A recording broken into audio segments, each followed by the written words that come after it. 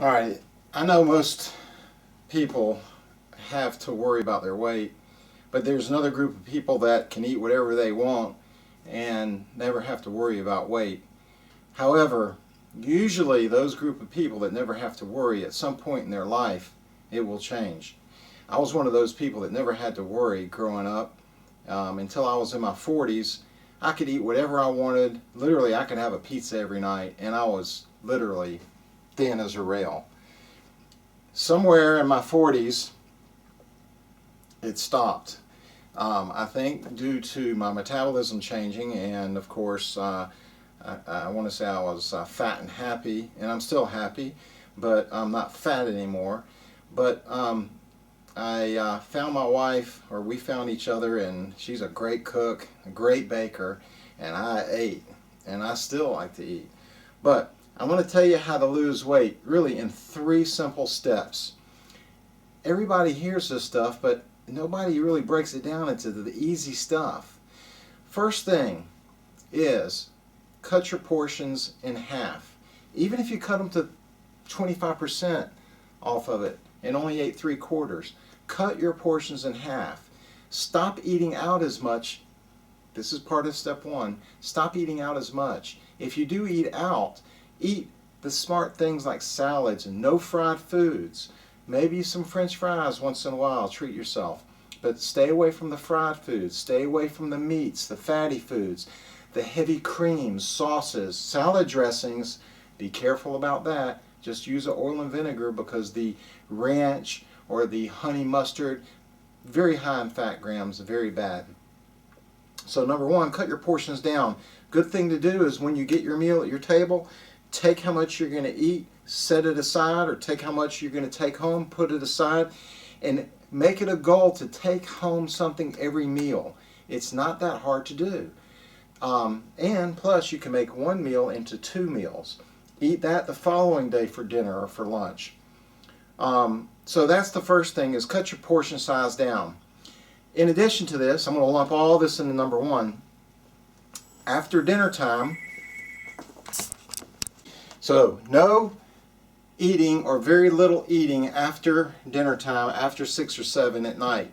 If you do, try to stay with carrots or popcorn, low-fat popcorn, microwave popcorn. Get the kind that's 94% fat-free, and then don't eat the whole bag. Split it with your significant other. Very good to do that. So there lies half the battle. Now, half the battle can't be won unless you have the other half the battle. The other half the battle will be some kind of exercise. Now, this can range anywhere from walking to intense cardiovascular type exercise, but you definitely want to get some kind of cardiovascular exercise. My definition of that, when I was in practice, I'm a chiropractor and I practiced for 20 years. My definition is your heart rate to the point you cannot carry on a normal conversation from 12 to 20 minutes minimum 3 times a week. So 12 to 20 minutes of your increased heart rate 3 times a week minimum. If you can do it every day, even better. Maybe take a day off or 2 days, but minimum 3 times a week. If you do that, if you do those 2 things, which the first part was the diet and all that, you are going to see weight start coming off. It will start coming off. So, no diet fads. This is a lifestyle change, It doesn't take a brain surgeon to figure this out.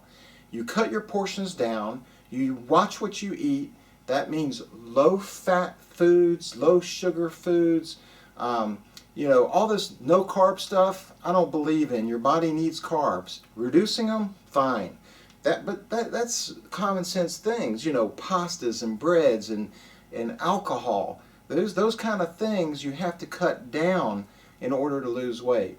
If you have a sedentary lifestyle, or your lifestyle has changed and you're not moving around as much as you used to, and you're not doing any exercise, and you're starting to get older, you're going to start having problems, even if you're not gaining weight. Your blood levels of cholesterol and blood sugars and things like that are going to change. So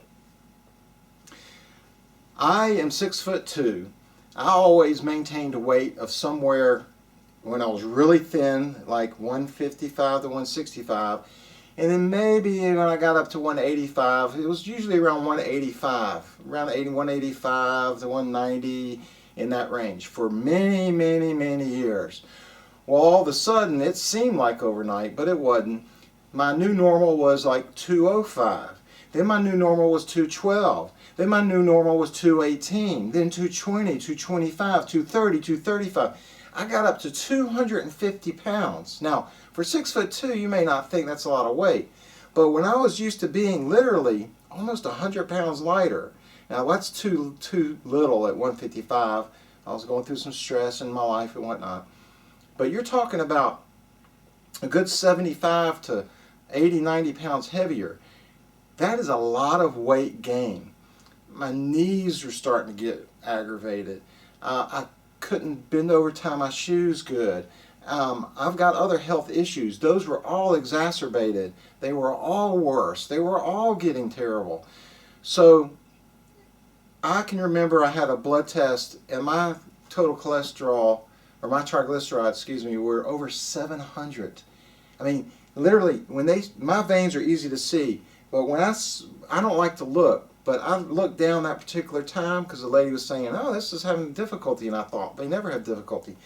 My blood was so thick, it was like pudding almost coming out of my veins. It was so thick, and I thought, that's a little strange. So that was a wake-up call. It scared me, and I thought, you know what? I'm in my 50s or close to 50 at that time, and I'm starting to get this 700s in my triglycerides. That's like a walking time bomb for stroke, heart attack, or whatever. And so I decided at that point, my wife had she'd been doing Asylum and Insanity and Body Beast, all this crazy stuff, and she'd already lost probably 25, 30 pounds, and I mean, it was amazing. I mean, she was dedicated and been doing it a couple years, and I told myself that it was time, if I wanted to live to be past 55, 60, that I was going to have to do something. So it doesn't take a weight room like this, but instead of joining a gym, personally what I've done is invested in equipment. This machine right here is about 25 years old. It looks like new because it hadn't hardly been used. No, but it really, if you take care of your stuff, and if you don't want to join a gym and that's hard for you, start investing little by little. If you don't have room in your house, just get some dumbbells or a couple of dumbbells and a bench, just a regular bench. These things that my wife do, the Body Beast, Insanity, and whatnot, they say if you have limited equipment, and they have like nothing except maybe a blow-up ball that they'll use for some of the exercises and whatnot. So the third thing is we have the diet, the exercise. The third thing is going to be proper sleep. Now, taking all this away, I'm not even going to mention smoking and drinking and that kind of stuff. That everybody knows, and that's kind of not even worth mentioning. It's so bad for your overall health. So we got the diet, we've got the exercise, and the third thing is sleep. Your body heals itself while it rests. You have to get at least 8 hours sleep a night. If you can't, 7 is the absolute lowest. But 8 hours or 9 hours is the best. If you're staying up till all hours of the night, then you're probably eating too. But your body is not going to be able to heal itself. So you have to get the sleep. Those three things right there, your whole outlook on things will change. Your health will change. You will feel better about yourself.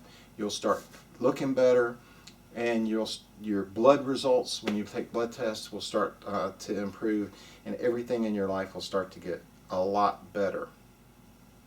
73s.